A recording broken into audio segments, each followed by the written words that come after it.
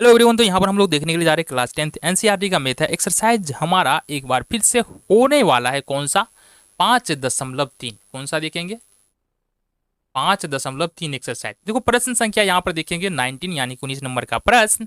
और प्रश्न में क्या कह रहा है आओ हम बात करें। जैसा कि तुम पिक्चर में देख पा रहे हो, 200 लट्ठों की ढेरी के रूप में इस प्रकार रखा जाता है कि सबसे नीचे वाले पंक्ति में 20 लट्ठे हैं। मतलब यहाँ नीचे देखेंगे तो यहाँ पर 20 लट्ठे हैं, उसके अगली पंक्ति में 19 और इसके ठीक ऊपर वाले पंक्ति में 19 है, इसके ठीक ऊपर वाले पंक्ति में 18 है, इसके ठीक ऊपर वाले पंक्ति में 17 होगा, फिर 16 होगा। इस तरह से चलता जाता है। अब ये 200 लट्ठे कितनी पंक्तियों में रखे जा सकते हैं तथा उस सबसे ऊपरी पंक्ति में कितने लट्ठे होंगे ये हमको ज्ञात करना है। ठीक है, तो गिवन क्या है एक बार हम उसके बारे में बात कर लेते हैं। तो देखो यहां से हमारे पास अब क्या क्या पता है एक बार बात कर लेते हैं। चूंकि 200 लट्ठे हैं ना, इसलिए एसएन बराबर हमने माना है 200। अब यहां पर समझो कि सबसे निचले वाले पंक्ति में 20 लट्ठे हैं, तो इसका मतलब ए बराबर 20 हो गया। अब डी बराबर हर पंक्ति के जैसे जैसे ऊपर जाते हैं ना एक लट्ठा कमता जाता है, मतलब डी बराबर यानी कॉमन डिफरेंस हमारा माइनस में 1 हो जाएगा। ये माइनस में होगा, प्लस में 1 नहीं होगा। तो एपी के एन पदों का योग हम लोग क्या जानते हैं, ये होता है एस एन बराबर हो जाता है n/2 इंटू 2a प्लस में n-1 इंटू डी हो जाता है। ठीक है, यहां पर हमको n का वैल्यू नहीं पता है, लेकिन अगर प्रश्नानुसार बात करें अकॉर्डिंग टू क्वेश्चन तो एस एन बराबर हमको 200 दे रखा है, तो 200 बराबर लिख देंगे। n का मान तो पता नहीं है लेकिन 2 तो पता है, तो 2 को लिखेंगे। 2 इंटू ए का मान जैसा कि हमने यहाँ पर माना है, ए का मान कितना है 20 है, प्लस n का मान फिर से नहीं पता है n-1, और इस प्रकार से हमारे पास d का मान देखो यहाँ से -1 है, तो -1 हमने यहाँ पर रख दिया।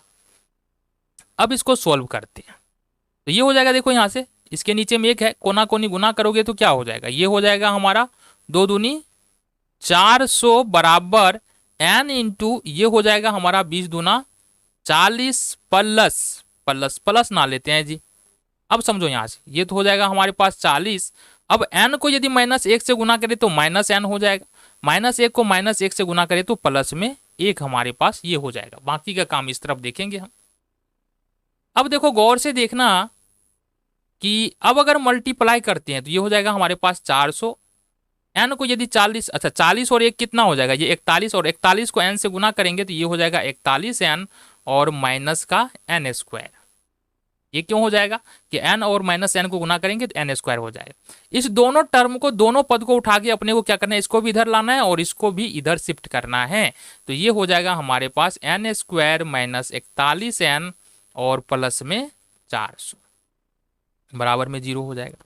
फाइनल ये हमको करना क्या है, अब हमको करना ये है कि इसका गुणनखंड निकाल लेना है। तो गुणनखंड निकालने के लिए 41n को 2 फैक्टर में हमको तोड़ना पड़ेगा इस प्रकार से कि गुना करने के बाद 400 आ जाए और जोड़ने या घटाने के बाद हमको माइनस का 41 आना चाहिए। तो देखो यहाँ से n² माइनस में 25n माइनस में 16n।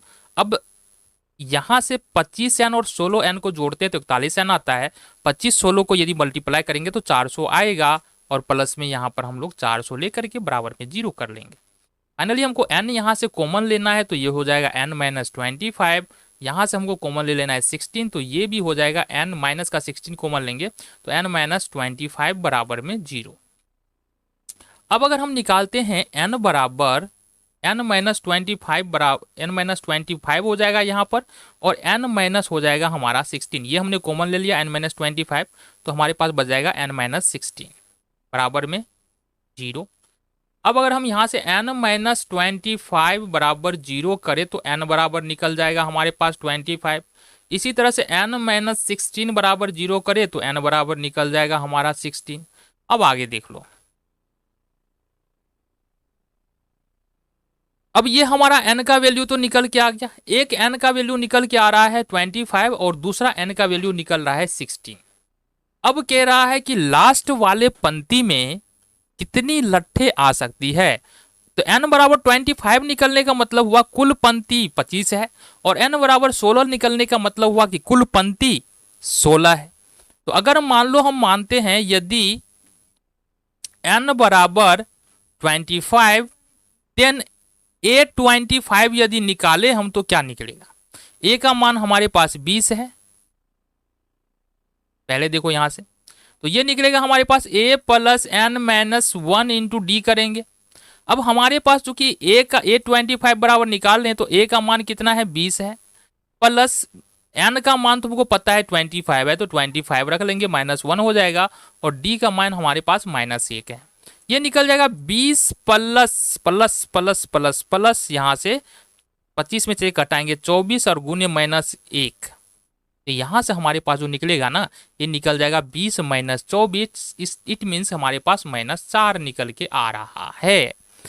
तो चूंकि लट्ठों की संख्या माइनस में तो नहीं हो सकती है, अतः यह आंसर हमारा नहीं होगा, यानी कि n बराबर जो 25 है ना वो कैंसिल हो गया, ये नहीं हो सकता है।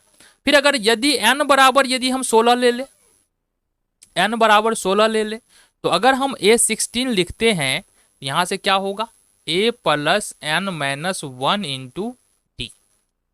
यहां से देखेंगे a का मान तो हमारे पास 20 है, प्लस n का मान हमारे पास 16 है जैसा कि ऊपर लिखा है हमने, और d का मान देखो -1 है। यहाँ से हो जाएगा 20 प्लस 15, कितना हो जाएगा 15 और गुने -1, ये हो जाएगा 20 और -1 को 15 से गुना करेंगे -15, मतलब ये आ रहा है 5। अब चूंकि ये प्लस में आ रहा है इसलिए ये हमारा n बराबर 16 हमारा आंसर हो जाएगा। और ये जो हमने a16 निकाला है ये क्या है, लास्ट वाला पंक्ति है, तो लास्ट वाले पंक्ति में हमारा 5 लठ इस प्रकार से यहाँ पर आ जाएगा।